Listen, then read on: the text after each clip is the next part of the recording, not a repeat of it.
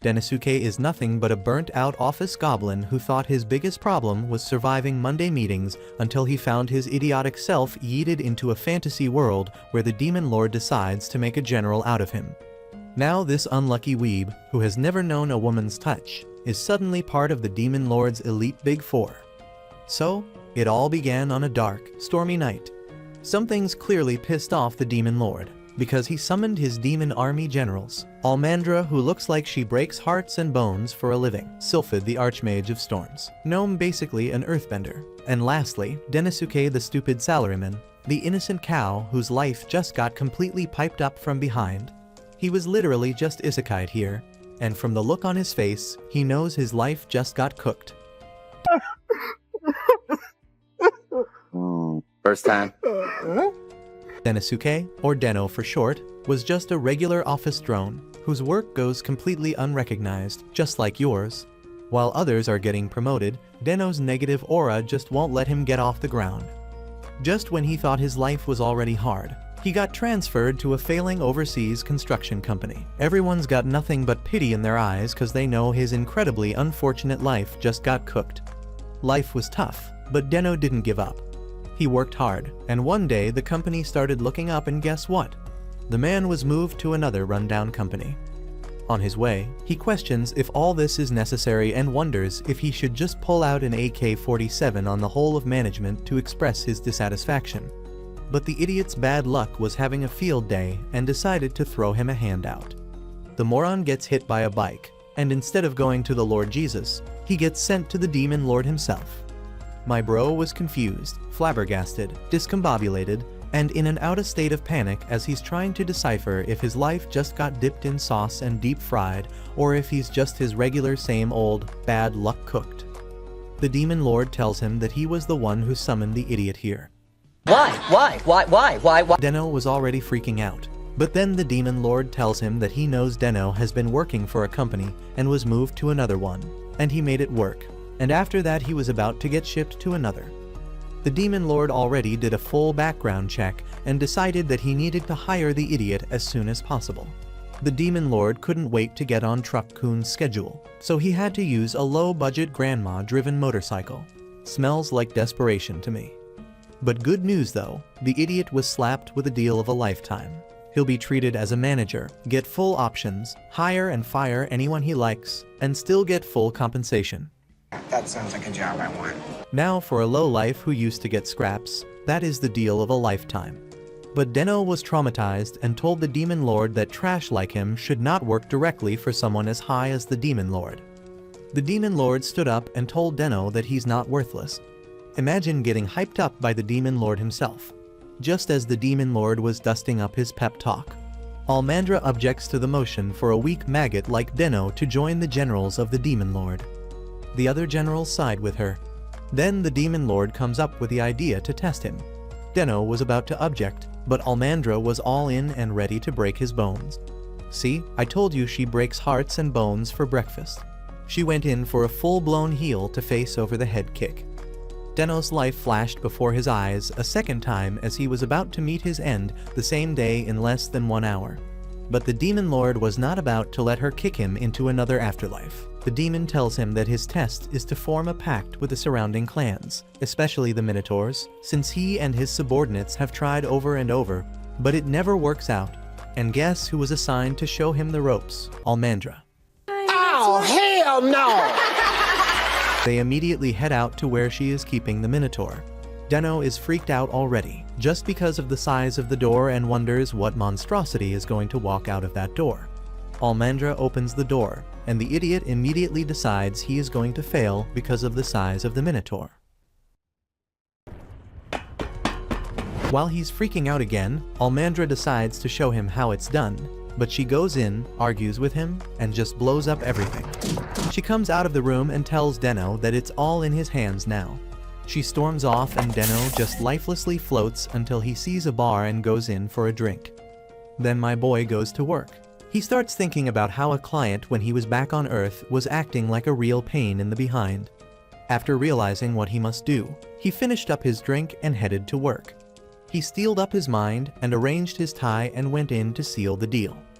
Back in the Demon Lord chambers, Almandra, Almandra is hard to pronounce. Please, let's call her Olma or Mandra. Or wait, Andra? Yes, Andra sounds better. Let's go with that. Andra reports to the Demon Lord that the negotiations with the Minotaur went south again, and she heads out, only to find Deno arranging hay in sacks like he's going to feed a horse. He starts bickering about gaining trust and this and that, and stands up looking like he just found his life's purpose. And this makes Andra fall for him almost immediately. You can see from her eyes that she wants to ride him till the day the Lord returns. Get some help! She returns in the morning only to find the place with hay strewn everywhere. She starts tripping like my girl when I throw my shirts on the floor. I still hate him. But when Deno comes and tells her that the deal has been made, she is stunned out of her mind. Andra and Deno went to the Demon Lord chambers to see how things are going, and Deno explained to her that all this while, there's just been a misunderstanding between both of them. After a warm handshake between Andra, Deno, and the Minotaur Lord, the Minotaur was set back on his way home. The Demon Lord stepped out and acknowledged that the young man had done the extraordinary and also passed his test. Just then, the Demon King gave him an emblem to show that he's part of the Demon Lord Generals and told him to do as he sees fit from now on. Andra is tripping in her pants and just wishing that he can run his rod through her as soon as possible, but she plays it safe by acting tough. As you can see, in just one episode, bro already has a girl, and you're still single like a Pringle and have no excuses at all.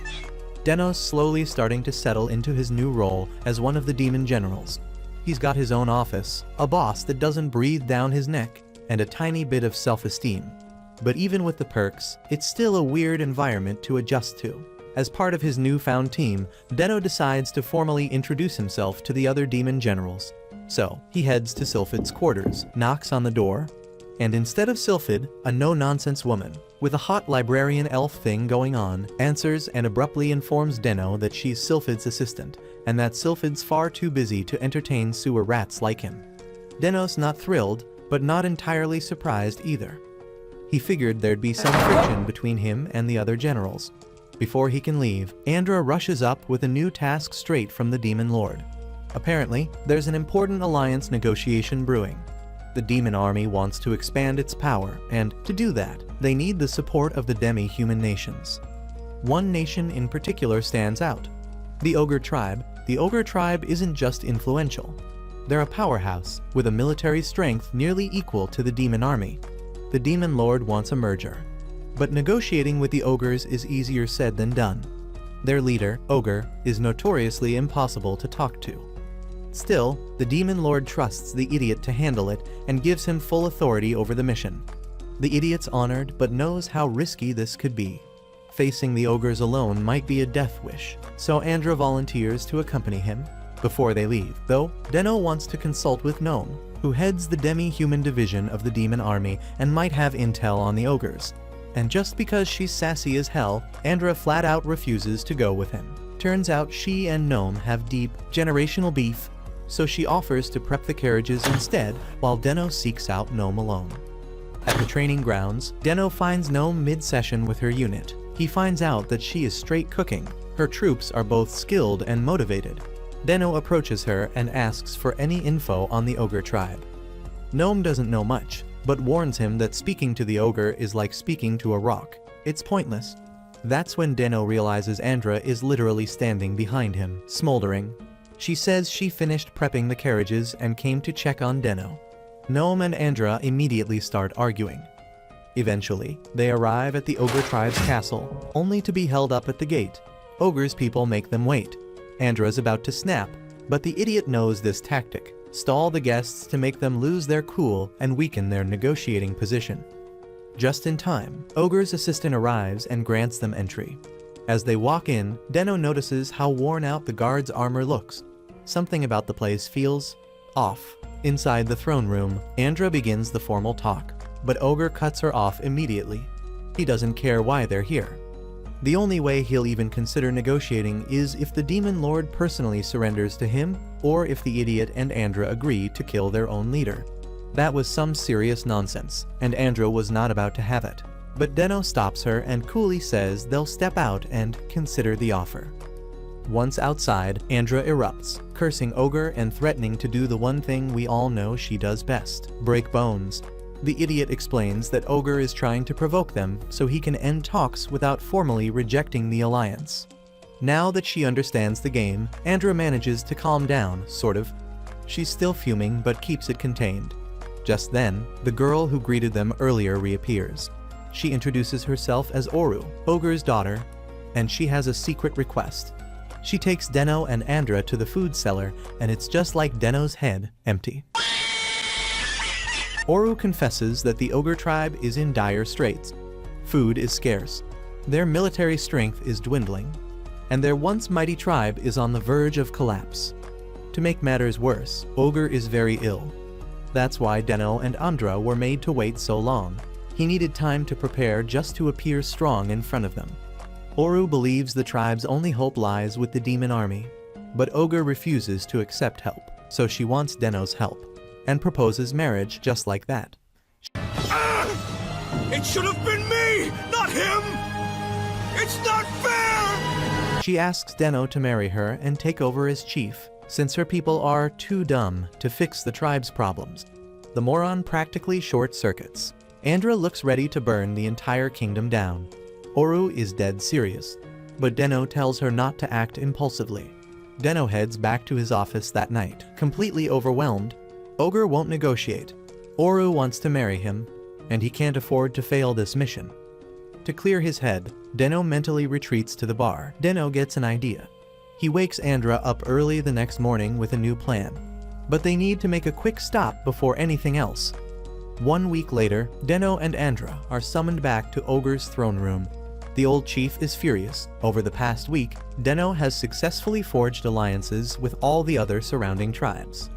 Now, the Ogres are isolated. Andra hadn't expected Deno's plan to work this well. He is really smart. Instead of wasting time trying to win over the biggest obstacle, he courted the smaller, more desperate tribes. It was the same tactic the dimwit once used in sales. When big companies ignored him, he sold to smaller ones until the big players had no choice but to chase after him. Deno plays dumb, saying he just wanted to help the struggling tribes. But that only makes Ogre angrier. Then Deno reveals the final twist. He had help from Oru. She steps forward, defending her actions. She did it for their people. Ogre is shocked by the betrayal, but he can't deny the truth. He's sick, with 1 foot already in the grave. Deno offers him a final deal, but spices it up by calling it an equal partnership, even though it's the same as before. The wordplay is enough to stroke Ogre's pride just enough to get him to say, "I'll think about it." A few days later, Andra bursts into Deno's office with the news. Ogre agreed to the alliance. The mission is a success. Andra brings up the Demon Lord's latest directive. Deno needs to choose an assistant. He'd just pick Andra if he could. She's dependable, sharp, and loyal. She hears that and blushes, and her 2 brain cells take it as a proposal. Oru shows up. She's here to represent the Ogre tribe in the alliance. Deno sees this golden opportunity and asks her to be his assistant. I mean, I like tall, beautiful girls. And without missing a beat, she says yes. Oru is running in to announce the completion of her first assignment. She negotiated successfully with a warbear tribe using tactics Deno himself had once explained to her. Just then, as Deno was carried away in the fantasy of winning an award, Andra appeared, breaking the moment with a less than appealing lunch. The soup she brought was made from a crop called gim, a good meal in this world, but one straight out of hell for Deno. Even as he silently wished for something better, Andra seemed to pick up on it instantly. Without hesitation, she announced they were going hunting. Deno was shocked. He didn't mean he wanted to go hunting himself. But Andra was already moving. The plan was to venture into the forest, where a magical beast had recently been sighted. As usual, this weakling Deno was already shaking in his boots since several orcs in the region had already been killed. Andra reminded him that survival in this world depended on strength. Normally, the local orcs would handle problems like this on their own, but this particular beast was too strong. Deno reflected on how this world was shaped by necessity. Porridge was a staple not by choice, but by lack of alternatives, and powerful beasts had to be hunted to protect what little the people had. As they reached the forest, they discovered some valuable mushrooms that the orcs had been gathering before being attacked. Andra decided they would wait nearby, expecting the beast to return. It didn't take long. The Hellhog emerged like a pop-up floor boss, and Andra immediately stepped in to slice and dice it, while Deno could only hide and pee his pants. She struck first with a devastating kick. The Hellhog retaliated with a barrage of rocks, demonstrating its incredible power. Despite Andra's agility and strength, Deno realized something critical was missing: lethality. Andra's fighting style was impressive, but not suited for killing. Unlike the beasts with their claws, fangs, and horns, humanoids were fragile. Deno couldn't understand why she doesn't carry some type of weapon. Eventually, Andra powered up using a transformation spell, strengthening her body to face the beast properly. She disliked using this spell because of its lingering effects, but there was no choice. She clashed with the Hellhog again, this time careful not to damage its body too much, since they planned to eat it. She lifted it into the air and snapped it like a twig. The orcs later joined them and were overjoyed to have meat. Andra insisted everyone would eat together. Deno couldn't wrap his head around their happiness. They were all smiling despite the fact that the creature resembled them. He watched as the orcs skillfully began butchering the beast, and Andra took over the role of chef. She excitedly introduced him to what she claimed was the nation's best meat dish. Instead of a proper grill, she roasted the meat using a crude fireball spell. The result was a charred, unappetizing chunk of meat that looked more like charcoal than food. Deno braced himself and took a bite, but little did he know that charcoal meat was the least of his problems. The meat had overwhelming bitterness and oily juices. Deno offered to cook before they ruined his stomach like they'd ruined his life. With only mushrooms and limited salt, he prepared a grilled boar skewer and mushroom soup. The result was staggering. Andra was so overwhelmed by the flavor that her clothes practically evaporated right off her body. Thankfully, the orcs weren't sharing that same reaction, but they still agreed it was incredible. Deno explained his methods: soak the meat to remove blood, slow cook to manage the fat, and shorten the soup's cook time to reduce gaminess. Andra asked if being a great cook was really something to be proud of as a general. Deno argued that it absolutely was. As they traveled back, Andra showed them the light source they would use. Demons could wield magic, but demihumans could not. Deno recalled how all the demihumans trained in combat rather than magic. This fact hinted at a much deeper division in society than he had realized. He wondered briefly about Sylphid and whether she was demon or demihuman. She only ever joined meetings remotely and never in person. She was so advanced, doing Zoom calls and stuff. Back in the present, Deno gave some suggestions to Andra about efficiency. Using weapons from the start and wearing protective gear rather than revealing clothing. That was a rather hard pill to swallow. Andra suddenly became distant and serious. She said he had disappointed her in the exact way she expected from the beginning. Deno had no idea what he had done wrong. Women, right? His attempts to catch up with her failed, especially when the scary sounds in the forest drove him back. The next day, he apologized to the Demon Lord and tried to resign. Slow down, drama queen. The Demon Lord casually told him to patch things up instead. Still confused, Deno reflected on his mistake. He had assumed that demons were intellectual and demihumans were wild animals. But the reverse was true. Demons wore less clothing, lived more instinctively, and prided themselves on their appearance. His suggestion that Andra wear armor had been a cultural insult. In demon society, a well-trained body reflected magical power and pride. Clothing was meant to showcase that, not hide it. While Deno struggled with his realization, Andra broke down in front of Oru. She cried, believing Deno hated her. He hadn't even complimented her body, and that hurt more than anything. Oru reassured her and reminded her that Deno once told her to act freely and without fear. Deno, meanwhile, was reminded of a deeper truth while enjoying a perfectly cooked meal at the local bar. What mattered most was being honest. He ran to find Andra, just as she was running toward him. They changed the genre of the anime for a minute there, but after all their lovey-dovey stuff, they apologized, learnt from each other, and made peace. Later, at an award ceremony, the Demon Lord honored Deno for his contributions. Deno turned to Andra and declared that the magic stone he was awarded belonged to both of them. To him, it was a gesture of partnership. The idiot didn't know that he was just slapped with marriage certificates, and he just flipped signed them with acknowledgement. A few days after the award ceremony, Deno is unexpectedly summoned to a meeting with the Demon Lord. And like a wimp, he immediately starts apologizing as soon as he gets there. He begs to keep his job, completely missing the Demon Lord's calm expression. The Demon Lord assures Deno that he's not like the bosses he had on Earth. What's actually on the table is a matter of importance that needs Deno's insight. The Demon Lord wants to talk about the current dynamics between the demons and the demihumans within the demon army. Deno, who's observed things firsthand, admits it feels like the demihumans view themselves as inferior. The major cause seems to be that only demons are capable of using magic. The Demon Lord, aware of this divide, reveals that his goal is to find a way to level the playing field and allow all races to access magic equally. He wants Deno to find a way to make this possible. Deno finds the idea admirable, but instantly sees the complication. He can't use magic himself, so how can he develop a way for others to use it? The Demon Lord acknowledges the difficulty and presents Deno with a magic stone. Deno is granted full authority to use it, however he sees fit to solve the problem. He won't be alone either.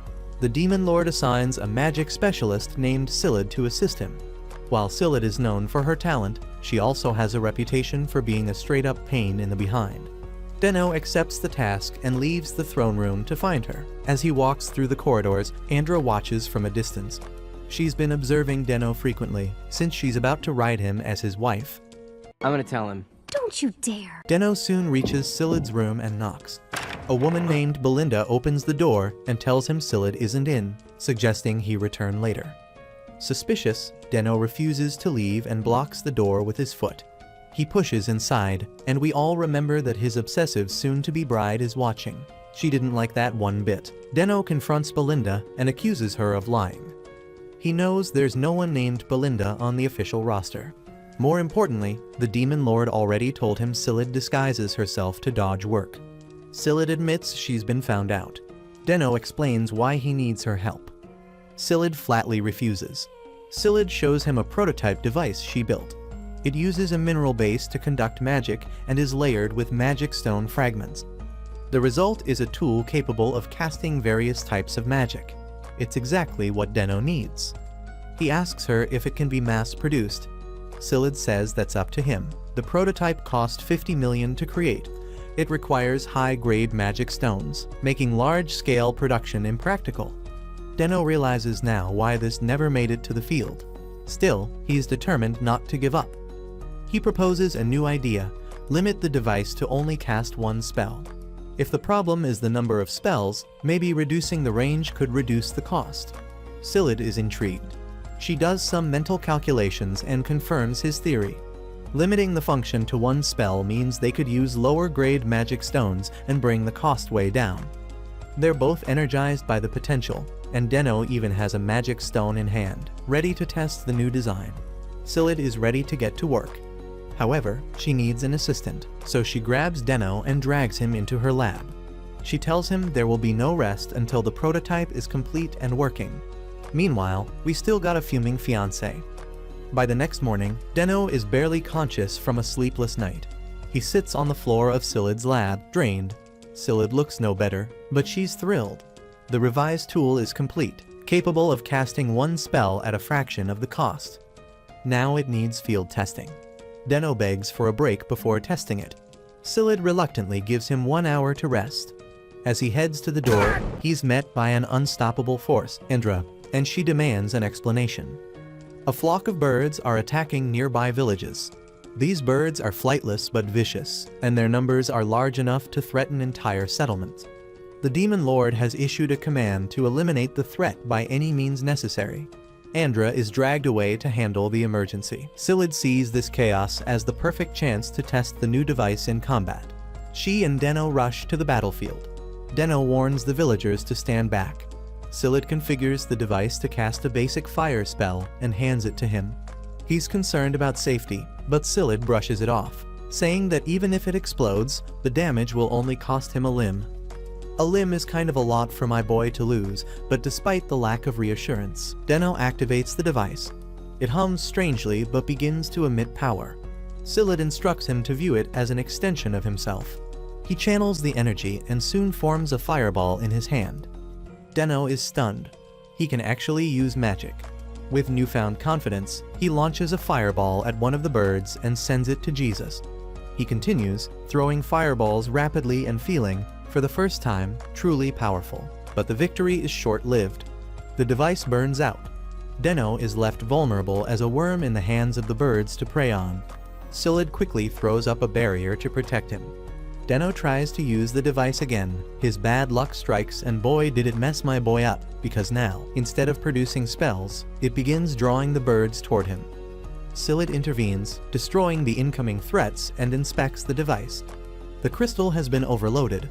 It turns out that the lower-grade stones can't sustain such prolonged use. Though the device failed, but at least the birds were driven off. The villagers celebrate by cooking the meat. Deno sits with his bowl of stew, watching Scylla play with the children. He remarks that not all demi-humans are strong like he expected, and Scylla agrees.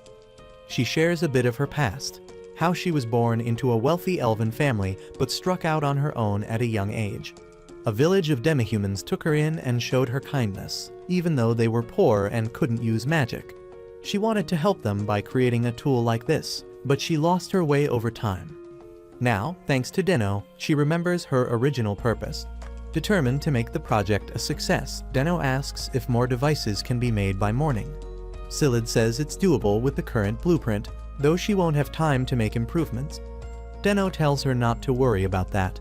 He has a different use in mind. The next morning, they prepare for another attack. Deno has embedded the devices in the ground around the village. When the birds approach, he activates them simultaneously. The noise created is overwhelming for the birds, causing them to flee before reaching the village. No magic was actually cast, which means the devices remain intact and reusable. The Demon Lord is impressed and commends their ingenuity. He orders mass production of the devices for distribution across other villages. And listen, if Andra's got you blushing through the screen like she's got me, don't even play. Smash that subscribe button right now. And hey, who knows, maybe we'll get this certified baddie to slide into your DMs. Andra found herself in a whirlwind of emotions when Deno invited her out on what seemed like a casual shopping trip. She tried to act composed, but deep down she was anything but calm. The idea of spending time alone with Deno filled her with excitement and anxiety, so much so that she ran straight to Oru, seeking advice on what to wear and how to handle herself. She knew that Deno asking her out like this could only mean one thing. To her, this wasn't just a trip to browse market stalls, it was a date. Believing this to be her opportunity to finally move things forward with Deno, and maybe finally get to smash. You gonna tell her? Tell her what? Andra decided she needed to make a bold impression. Her first instinct was to wear nothing but a bikini, confident that showing off her body would grab his attention. But Oru gently advised her against it, calmly explaining that Deno wouldn't respond well to such revealing clothing. Heeding Oru's advice, Andra opted for a more conservative outfit.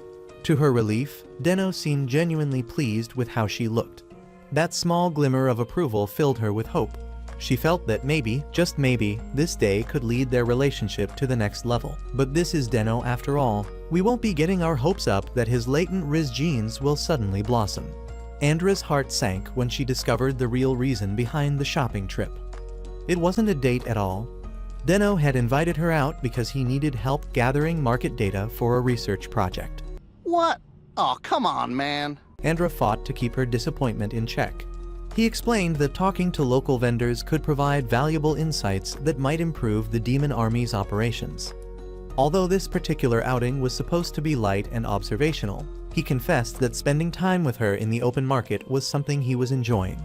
As they moved through the marketplace, they stopped by a vendor's stall where the owner instantly recognized Deno as a member of the elite demon army.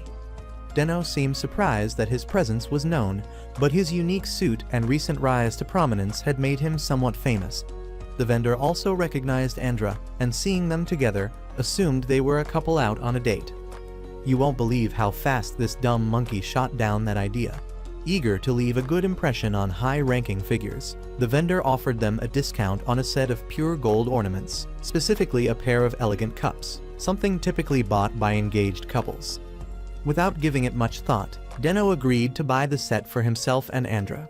The gesture hit Andra hard. For a moment, it felt as if he was being romantic. Later, the two sat down at a cafe where Deno reviewed the information they had gathered. According to their findings, recent political alliances had positively influenced cultural integration within the demon territories. But this progress came with an unfortunate side effect. The surge in population had triggered a food shortage. Staple crops, like gim, were becoming unaffordable. Andra, who had noticed this too, confronted a food retailer about the soaring prices. Despite her aggressive approach, the man explained that his hands were tied. If he lowered his prices, he would fall into debt. This led to the realization that the retailers were not the culprits. It was the wholesalers who were inflating the prices. These middlemen, responsible for distributing goods in bulk, were likely raising prices to pad their profits, forcing retailers to increase theirs just to survive. Andra suggested confronting them directly, but Deno advised against it. They had no concrete evidence, and angering the powerful commercial guild behind the wholesalers could plunge the entire region into crisis. With their research complete, Deno offered to spend the rest of the day doing something Andra wanted.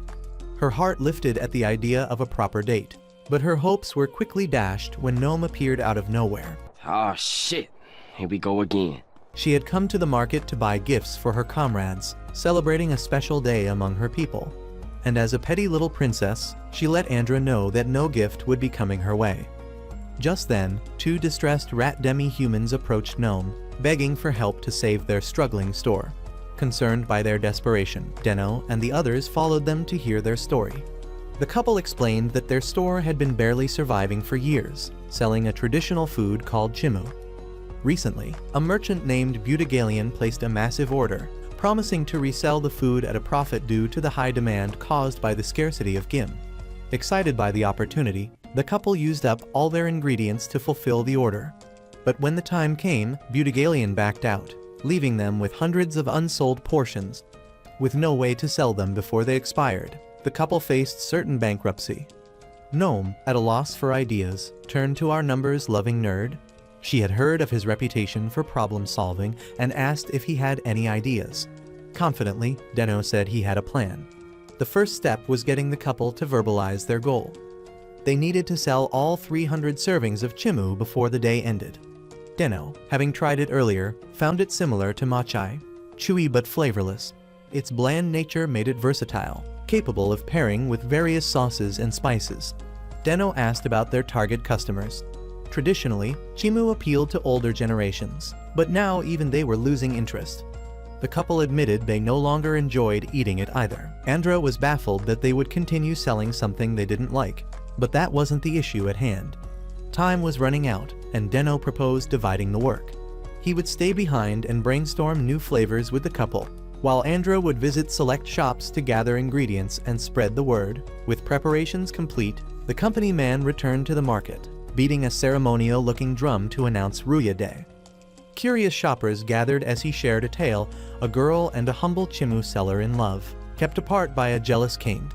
They met under the stars, eating chimu and wishing for a future together, until the heavens lifted them skyward to be united forever. Deno explained that sharing chimu on Ruya Day could make wishes come true. The story captivated the crowd, who eagerly turned toward a nearby stall, where chimu now came in exciting new flavors. Thanks to Deno's tweaks, the once bland snack was a hit. Andra watched in awe as people swarmed the shop. She had believed in Deno, but even she hadn't expected this. He'd reframed a failing product with a story and a new target, young people and families. Later, he approached the Demon Lord, ready to propose trade with the Golden Country. Soon, the day arrived for Deno to travel to the Golden Country and begin negotiations. Before he left, Andra met him by the carriage. She offered to come along out of concern for his safety, but Deno insisted this mission had to be completed on his own. Understanding, Andra gave him some advice. She warned him about the king's volatile temper. She reminded him of a time the king fed a merchant to a crocodile over something as minor as a pushy sales pitch. Deno became visibly nervous but boarded the carriage determined.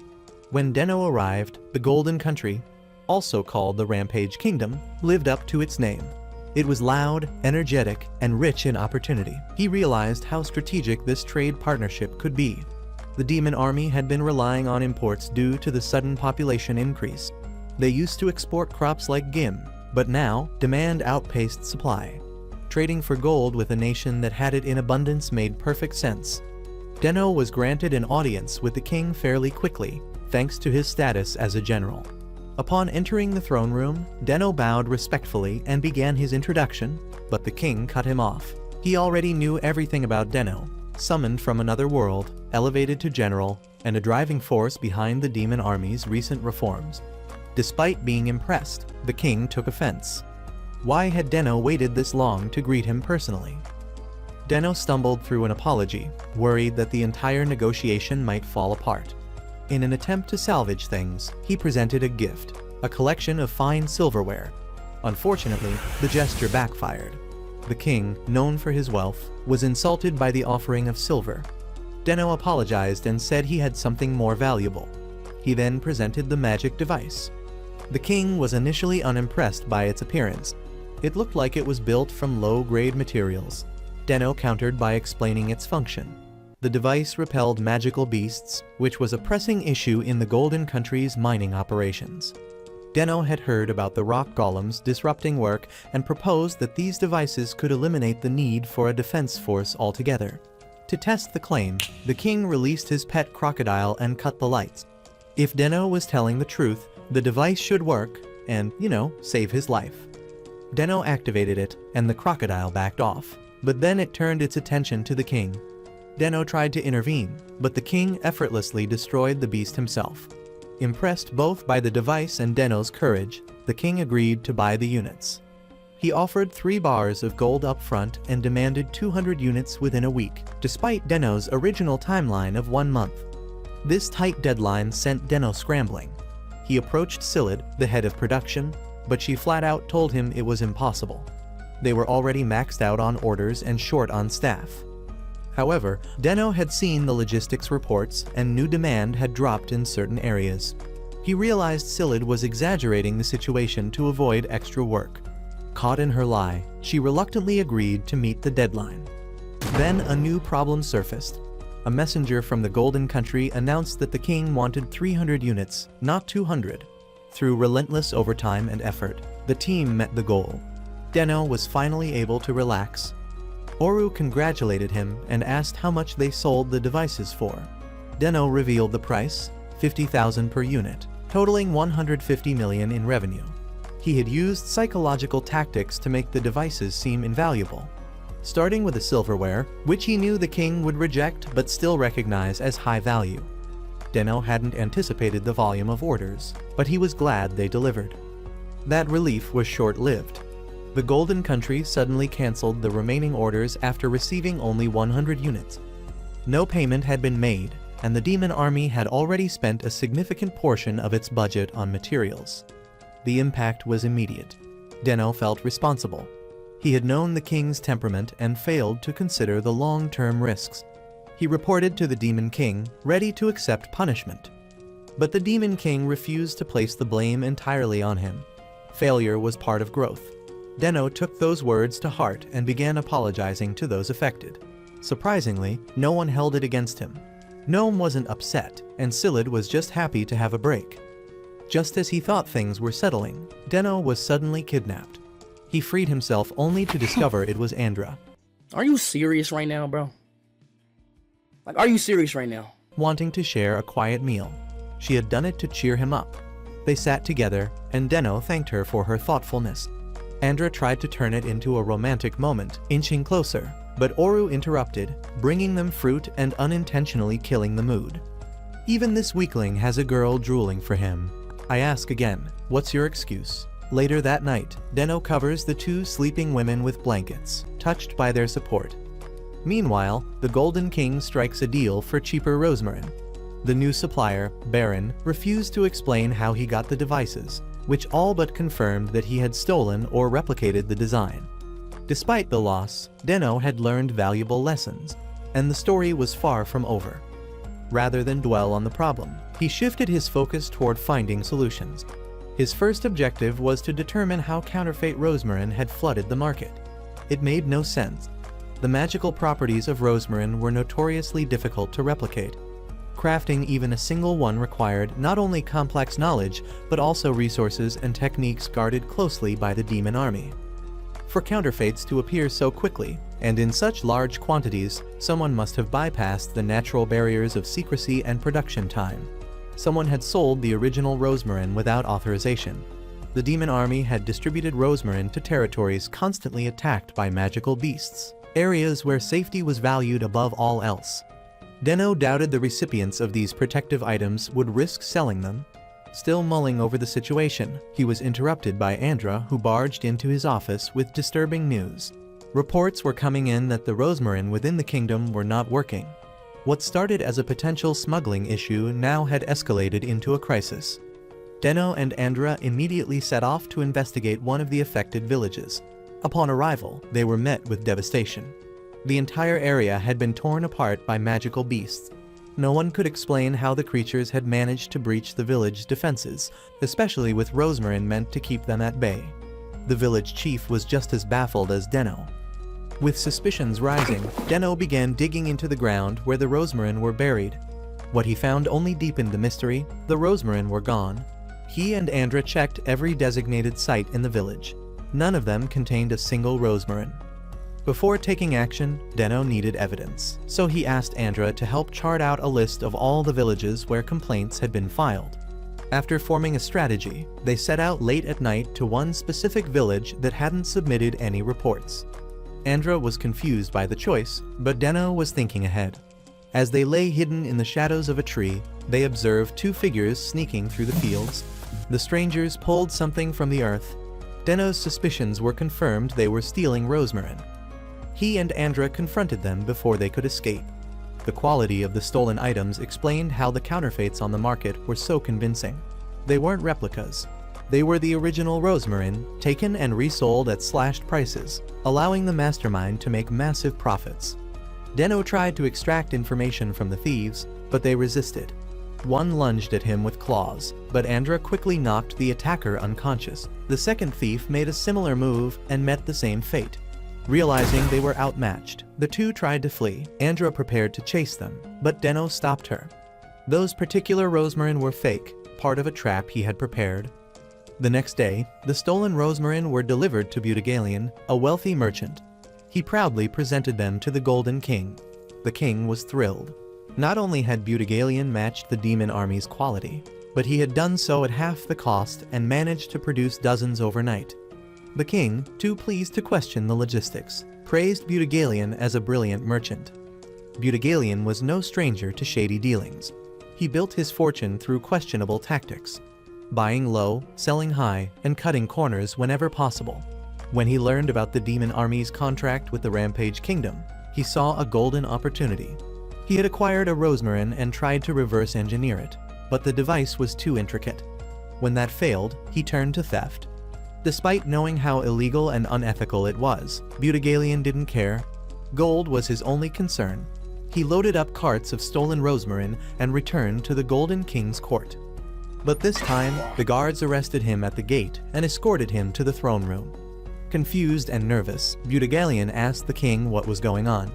The king responded by crushing one of the rosmarin Butigalion had previously sold to him. It shattered easily, proving it was a fake. Every item Butigalion had delivered was worthless. The king demanded an explanation. Butigalion tried to smooth things over, insisting it was a misunderstanding, but his usual tricks weren't going to work. Then, from the shadows, Deno stepped forward. Butigalion recognized him instantly. The demon army general had a terrifying reputation.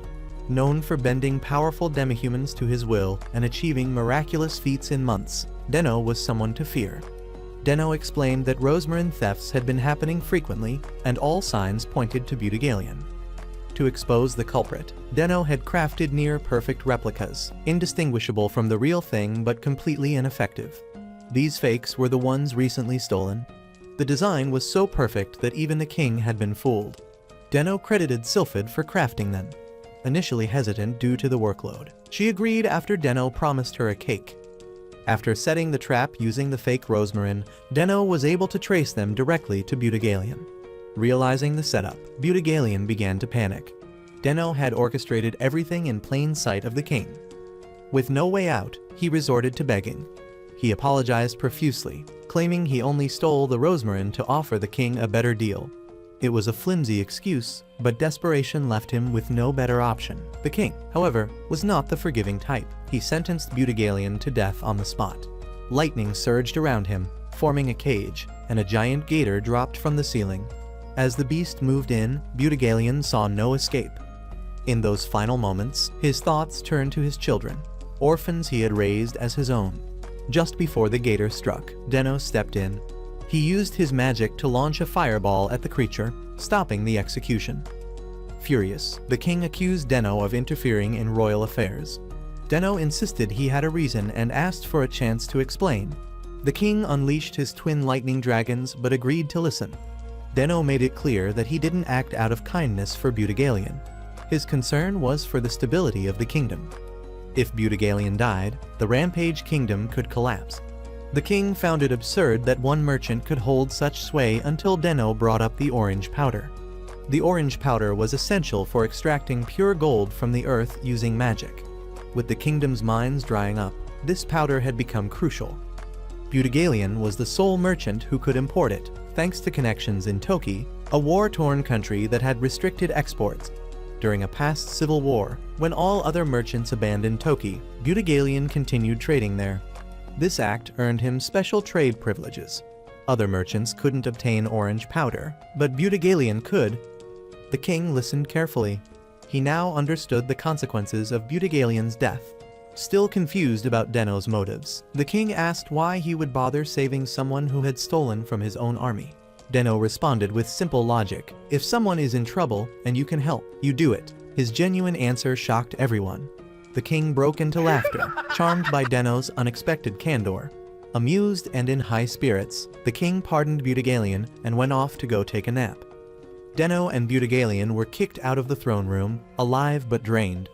Budigalion was convinced Deno had orchestrated the entire encounter. In truth, Deno had been trembling the whole time. His legs had gone numb, and he needed help walking. Budigalion, surprisingly, supported him. As they left, Oru appeared, bringing along the thieves who had worked for Budigalion. To Deno's surprise, these were Budigalion's adopted daughters. They were overjoyed to see him safe. Budigalion was confused until Oru explained that Deno had asked her to bring them. Deno had looked into Budigalion's background and discovered he had taken in several war orphans. A man who cared that deeply couldn't be entirely bad. Budigalion was touched. Before Deno left, he offered him a formal contract to sell rosmarin on behalf of the demon army. Budigalion was stunned. He had just been exposed as a thief, yet Deno was offering him trust and responsibility. Deno explained that the army lacked the time to handle distribution and needed someone experienced. Deno and Andra met with the Demon Lord, who assigned them a critical task. The rising cost of food in the nation had reached a tipping point, with everyday citizens struggling to feed themselves. The Demon Lord ordered Deno to find a solution immediately, and Deno accepted the responsibility with a determined mindset. He quickly realized that the soaring food prices were likely caused by the Merchant Guild's control over supply, but the motive behind their actions remained unclear to him. Andra, however, was convinced it was driven purely by greed and offered to confront the guild directly. Deno doubted that aggression alone would bring results. The Demon Lord dismissed Deno so he could begin working on the issue, while assigning Andra a separate mission to the north. Deno still didn't fully understand why the guild would intentionally hike prices to such an extreme. To uncover the truth, he planned a formal meeting with the guild master. When the day of the meeting arrived, Deno was stopped on his way out by Silid, who appeared strikingly different in attire and demeanor. She insisted he call her Belinda while she wore this outfit, revealing her plan to pose as an elf to make negotiations smoother since elven clans held key roles within the guild. Deno appreciated her concern but remained confident that, as a representative of the demon army, he would be taken seriously. That confidence quickly faded when they arrived at the guild and were left waiting for 4 hours before the guild master finally emerged. The guild master, Viper, showed no remorse for the delay and casually stated that he had forgotten about the meeting entirely. Deno was willing to overlook the insult, but Belinda wasn't. Her reaction startled Viper, who quickly recognized her. She was his estranged sister. They hadn't seen each other in years since Belinda was exiled from their family. and she had hoped she'd never cross paths with him again. She informed Viper that Deno had business to discuss. Deno, still stunned from learning they are siblings, refocused and requested to purchase grain due to the dangerously low food supply. Viper feigned ignorance and mocked Deno by demanding he beg on his knees for the food. Deno, having endured years of humiliation in his past life as a salaryman, swallowed his pride and did just that. Viper found this act amusing and offered to sell grain, at a price of 50,000 gold per bag. Say what? An amount so outrageous it was essentially a refusal. Before leaving, Viper mocked Deno's lack of pride, warning him that such behavior would lead to his downfall. Belinda, furious, suggested they burn the guild to the ground, but Deno remained composed. The humiliation didn't bother him as much as discovering that Belinda and Viper were related. Scylla explained her family's dark past. She came from an elven merchant bloodline known for mixing with other species. Scylla was a hybrid of elf and fairy, while Viper was part lizard. This interbreeding resulted in volatile traits, including an obsession with wealth and power. Eventually, their greed drove them to destroy their own village and sell their fellow elves into slavery. Disgusted, Scylla left her family behind. Deno appreciated her candor, but wished she hadn't started an argument before he had a chance to speak to Viper properly. Their conversation was interrupted when a young girl named Nia approached, begging Deno for help. She claimed to be a servant of the Lord Pent family and had been forced into labor. Deno agreed to help, more than a little charmed by her innocence. He bought her a purple dress and took her to a restaurant to hear her full story. Nia revealed that the guild, under the Lord Pent family's control, was deliberately hoarding grain and spreading rumors of an upcoming calamity. The panic drove citizens to buy food at inflated prices. The guild had also bought up most of the grain supply, ensuring scarcity. This manipulation benefited the Lord Pent family while leaving the people hungry and desperate. Nia's testimony pointed to a widespread corruption scheme within the guild, but Deno needed hard evidence to expose them. Scylla proposed a more direct solution, like just ambushing Viper in a back alley, but Deno preferred a lawful path. He decided to launch a surprise audit of the guild, hoping to catch them off guard and unearth their secret stockpile or incriminating records. Deno, Scylla, and Nia returned to the guild without notice, and Viper immediately sensed what was happening. However, instead of reacting with concern, he remained calm and unbothered, which set off alarms for Deno. They rushed to the storage room, only to find it completely empty. Deno had learned from a nearby village that they had recently sold a large amount of grain to the guild, so he knew it had to be there. The floor showed marks from heavy objects being moved, confirming Deno's suspicion. As they stood there, Viper and the guild officers appeared, laughing at Deno's failure. Viper smugly explained that the grain had been sold the previous day. It was a blatant lie, but impossible to disprove. With no physical evidence or irregularities in the ledgers, Deno and Scylla were forced to retreat. Scylla theorized that Viper had conducted illicit transactions under the Lord Pent name to keep the books clean. Deno was more disturbed by the realization that Viper had prepared for the audit in advance, which could only mean one thing: there was a mole in their operation. Back at the guild, Viper celebrated his victory and praised Nia for her betrayal. She had played her part as a double agent perfectly, deceiving Deno and Scylla with her innocent act.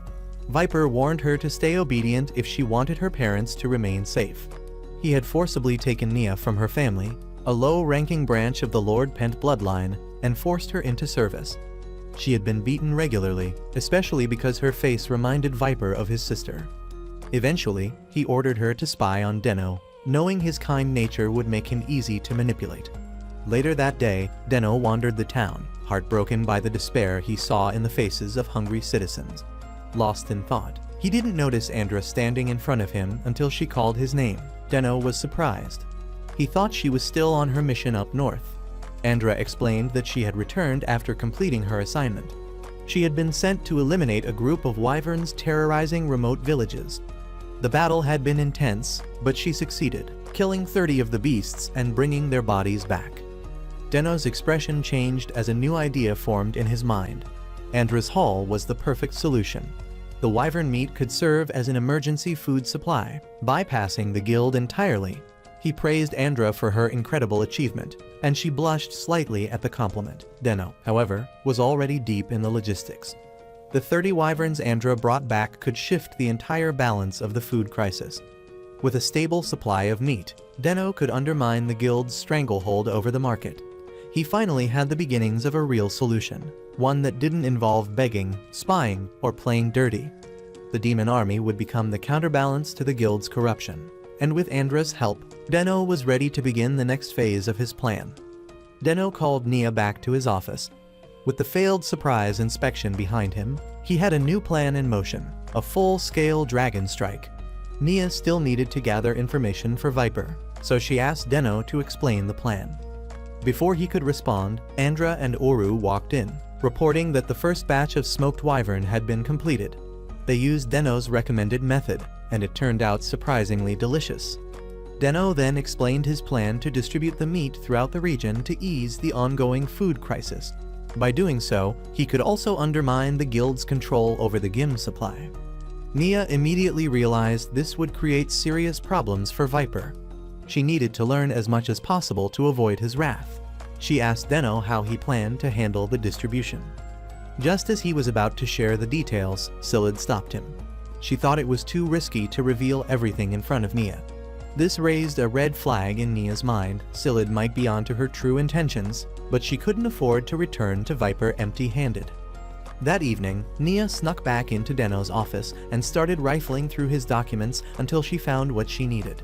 As she attempted to leave unnoticed, Silid confronted her. Nia was caught in the act.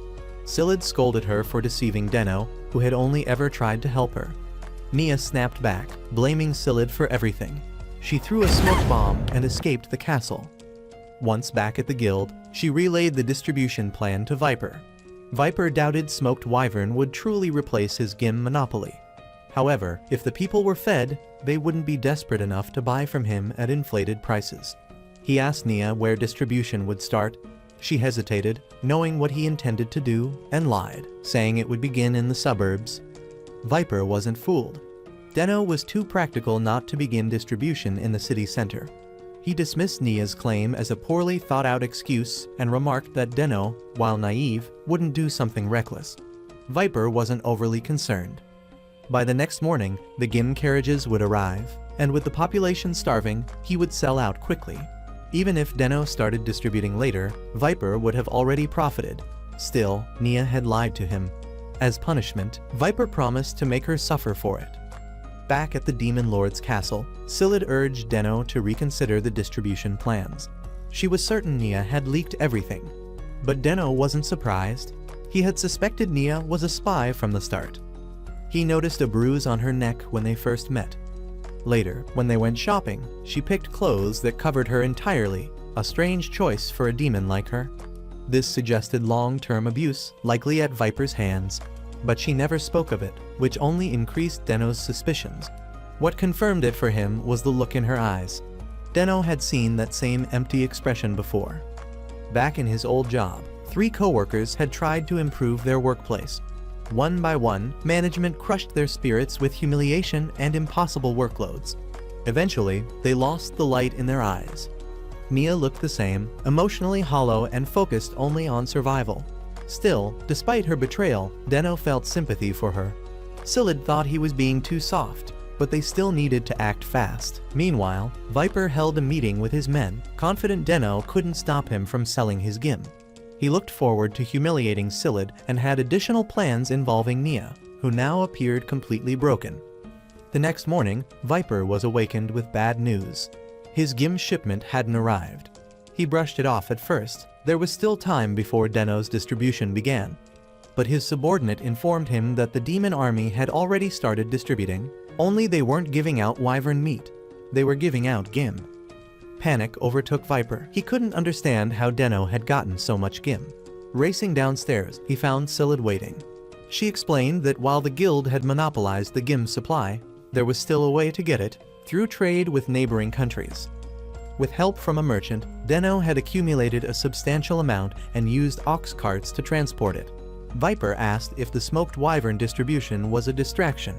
Silid confirmed that the meat had been distributed, but outside the country in exchange for Gim. Viper accused her of lying. Coordinating such a trade so quickly seemed impossible. But Scyllid said the plan had been set in motion long before Deno ever met Viper. Everything had gone according to Deno's design. Gim was now free for the people. Nobody would buy from the guild anymore, especially with Viper's inflated prices. Worse, Viper had spent his own money on the Gim supply. Now he was drowning in debt. Still, he refused to accept defeat. He laughed in Scyllid's face and fled. When she chased after him, 2 ninjas attacked her, guards hired by Viper. Scyllid drew a prototype sword she had intended for Deno and tested its magic in combat. One ninja launched an energy attack, which Scyllid absorbed and redirected as fire magic. Though the sword's power output needed refinement, it proved effective. She slammed the second ninja into the ceiling with ease. Meanwhile, Viper was trying to flee through the back door, grumbling about his financial losses. He believed he could recover by hiding until the scandal faded. But at the exit, he found Deno and the guild's merchants waiting for him. Deno told him that a vote had just taken place. The majority had voted to remove Viper from leadership. The entire Pent family was expelled from the guild. Viper was furious.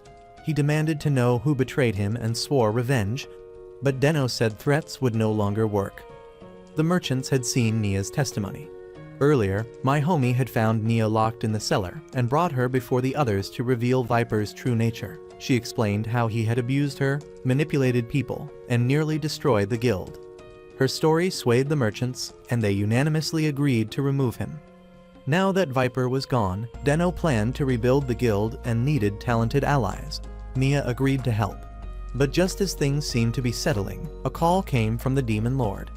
At the same time, a massive horde of wyverns was approaching the kingdom, and it looked like trouble was about to begin again. The Demon Lord declared a state of emergency. This two-brain-celled Guy and Andra were sent to the front lines. Clueless as usual, he asked Andra what exactly the calamity was. She explained that after her recent wyvern-slaying mission up north, the creatures had multiplied rapidly and begun invading populated areas. It had escalated to full-blown crisis status. Previous calamities had wiped out nations. This wasn't a drill. Scyllid was sent to observe the wyvern perimeter and form a strategy. Meanwhile, this walking ball of shame, along with Gnome and Andra, arrived at a fortress built specifically for emergencies like this. Gnome greeted them, already aware of this disaster's accidental heroism in resolving the guild incident. She called him a hero, sarcastically, of course, and asked if he had a plan. He declined the title, and Andra scolded Gnome for expecting anything useful from someone so combat inept. Suddenly, alarms blared. A 5th wyvern swarm was incoming. No rest for the defenders. Everyone scrambled to the walls. The demons launched spells wildly, missing every shot. Frustrated, the demi-humans pushed them aside to take charge, sparking loud arguments.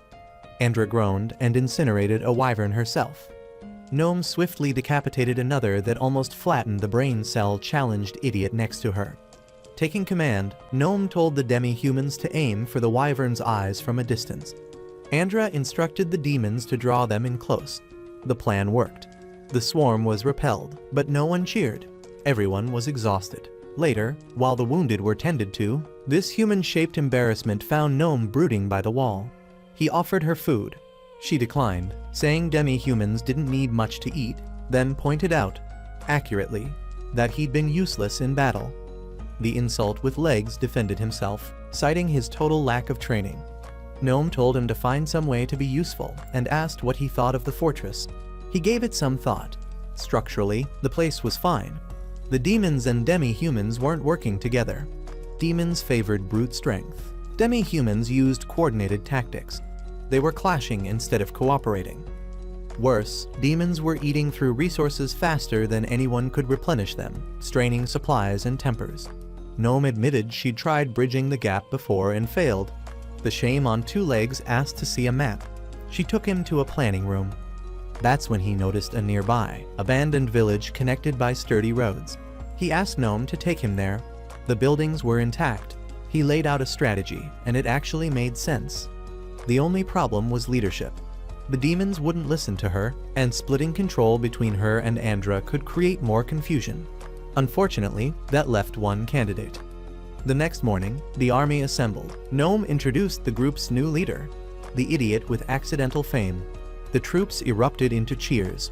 His legend had spread. Overwhelmed, the bipedal pile of anxiety tried to decline. Gnome insisted. His neutrality made him the only one both sides would trust. Standing before the crowd, he didn't ask for unity, just cooperation. They didn't need to like each other, just fight together. Then he explained Operation Sword and Shield. The demi-humans would lure wyverns in, acting as bait. The demons would strike from hiding, positioned in the village. A coordinated ambush. When the next swarm came, it worked flawlessly. Not a single casualty. The army, stunned, finally believed in the idiot's brilliance. Even he let himself feel a hint of pride. That evening, Andra went to the lake to clean up. She heard the human embarrassment was having a private meeting with Gnome and felt a sharp stab of jealousy. Before she could storm off, Oru reminded her she reeked of wyvern guts. Meanwhile, the goat was discussing supply logistics with Gnome. Previously, all 3 citadels received equal resources, but this fortress bore the brunt of the fighting. He suggested centralizing supply deliveries and redistributing them based on need. Gnome, once again, was impressed. She called him a hero. He waved it off. Later, Andra joined them, clearly annoyed by how chummy the two had become. The tension passed quickly. Gnome said some troops would be sent home. Andra agreed and prepared to return to the Demon Lord's castle to report. Before leaving, she thanked the glorified disaster. His leadership had saved them. She even promised to try getting along with Gnome, but the goat wasn't ready to relax. Something bothered him. All the wyverns had targeted this fortress. He dug into the reports. Hours later, Oru and Nia burst in with bad news. The other strongholds had been attacked, now severely undermanned. Andra had been forced to fight alone. Without hesitation, he rushed out. He found Andra locked in combat, barely holding her own. She destroyed the final wyvern using everything she had, then collapsed, unconscious. Andra was brought back to the castle for treatment. This half-functioning excuse for a strategist rushed to check on her. Nia had already healed most of her wounds, though at great cost to her mana. Andra would remain unconscious for some time. The embarrassment in human form felt relief knowing she'd recover, but there was no time to rest. Another wyvern attack could happen at any moment. So, naturally, this overworked husk threw himself back into duty. Silid's intel placed the wyverns near the lake. Rabbito Village and Popon Town had both been wrecked, and even Oru's hometown hadn't been spared. Her friends were injured, and the guards barely escaped. Trying to act like someone competent, the bipedal disappointment told Oru to return home, assigning a squad to guard her. She was touched but concerned about leaving this burden with legs to handle the investigation solo. He insisted he'd manage. News flash. He did not manage. The pattern behind the wyvern attacks was buried in mountains of chaotic data. Everyone else was busy, and this caffeine-fueled wreck was left alone to sort it. He hadn't slept in days. Naturally, he blacked out at his desk. In that fog, he found himself face to face with the Demon Lord. The Demon Lord, not one to entertain theatrics, immediately scolded the dark circle-ridden mess for overworking himself. This cracked vessel tried arguing, but the Demon Lord cut him off, reminding him that sleep-deprived mistakes cost lives. Soldiers needed plans, not delusions. Resigned, the burnt-out goat impersonator agreed to sleep. The Demon Lord tucked him in. Whether it was real or a hallucination remained unclear, but when he woke refreshed, he felt suspiciously well-rested. Revived, the fool got to work. Hours later, he returned to the fortress, eyes sharper than usual. Gnome noticed and guessed he had finally figured something out, and, miraculously, he had. This chronically underestimated mess presented his findings. The wyverns weren't attacking randomly. They were targeting women, especially those with strong mana. The first fortress had many female soldiers, but after their reassignment, attacks shifted elsewhere. Gnome agreed. Magical beasts sometimes preferred female prey for their denser mana. With that disturbing insight, the walking brain fart crafted a new plan. Use the female soldiers as bait. Lure the wyverns in, then crush them with a coordinated strike. Naturally, morale hit rock bottom. No one was thrilled about the idea. The women didn't want to be bait, and the men didn't want to lose them. Worse, Andra, one of their strongest fighters, was still unconscious. So, the human-shaped stress disorder took the stage. He didn't pretend to be a hero. He admitted he had no strength, no grand destiny, and no fancy bloodline. But none of that mattered. What mattered was protecting their home. No legendary warrior would save them, they had to save themselves. And for once, the idiot's words worked. Gnome congratulated him. He smiled nervously, knowing full well the weight of what he'd just promised. Sensing his panic, Gnome gave him a hug, something her mother used to do. It worked. Soon, orders were issued. As expected, the wyverns swarmed. The female demons stood at the center, demi-humans provided ranged support, and the men guarded the perimeter. The plan worked, but the sheer number of wyverns pushed the army to its limit. The tactless goat coordinated the defense, lobbing fireballs with his magic device whenever he could. Finally, the last wyvern fell. Cheers began, that is until the sky darkened. A massive wyvern, twice the size of any before, descended and launched devastating blasts at the fortress. This wasn't in the plan. This flaming wreck of a man froze, staring death in the face. And then Andra returned. Though drained, she unleashed a focused spell that blew off the creature's arm. Gnome arrived and severed the other. Scylla joined them. United, the four generals struck together, decapitating the beast. The battle was over, almost. Andra collapsed, and this soft-hearted liability caught her. She urged him to ring the victory bell. He was about to, when something in his gut screamed no. He remembered how the wyverns always carried off women, like worker ants serving a queen. Then the earth rumbled. A distant mountain shifted. Except it wasn't a mountain. It was her, a titanic wyvern queen. I'm done, man. Yep. No one had the power to fight her. Just as despair set in, a magic circle formed. The demon lord stepped through. He thanked his generals and said this was his to handle. The beast launched a massive blast. The demon lord blocked it with a single barrier. Then he summoned a black square in the sky and dropped a sphere of pure mana onto the queen. She survived the first hit, so he summoned another, a sphere 1,000 times larger. The queen was crushed. With their matriarch dead, the remaining wyverns scattered. The troops erupted into cheers. This sack of nerves relayed the victory announcement. Gnome approached him quietly, asking if he'd work alongside her moving forward. She valued him. Before this dazed moron could respond, Andra stepped in and flatly stated she had already claimed him.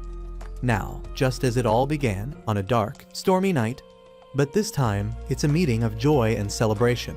The demon lord summoned his demon army generals, Almandra, who actually did not break any hearts, Sylphid, the archmage of storms, Gnome, basically an earthbender, and lastly, Denisuke, the salaryman, and the big idiot whose life turned around for good. The demon lord is handing out awards, and you can see my boy, dressed, dripped out like a god, and the demon king comes all the way down to hand him his own medal, and being the usual wimp the moron is, something happens. The demon king told him that he should come around for a private meeting. I honestly thought the demon lord was gonna do a huge reveal, and we find out that she's a lady and is gonna rattle the floorboards with him till the rooster crows. But no, the demon king just wants Deno to become the next king. First, he asked the moron what a king is, or rather who a king is, and Deno gave a simple answer, a diplomatic leader, and the demon king told him to aspire to be one. For a second, I thought this young man was gonna say yes, but because he's got no balls on him, he just says he can't. Before he even finishes the statement, the demon king tells him that he's capable, and he shouldn't listen to his low self-esteem. He thinks heavy on it, and with all the demon king's persuasion, he says that he needs to think. He goes to his office and wallows in self-doubt, as Nia and Oru peep from the door wondering why he's stacked so many books on the table. Soon enough, they realize that he's preparing to leave, and they are shocked. They don't know what to do, so they go straight to Andra and give her the latest. Just as he's writing stuff, Deno comes across a letter and reads it. It was from that couple with a food dilemma, and it touched him. But not enough to persuade him to stay. He decides it's time to let everyone know that he's leaving. He heads to Sylphid, and when he gets there, he realizes Sylphid had taken on an impossible task of increasing the growth of Gim, which would help out with the shortage. Sylphid preaches to Deno that just because a task is difficult, doesn't mean it's impossible. He heads to Gnome and finds her training her army, and she tells him that she and Andra decided to switch half of their troop so they could train on both magic and swordsmanship.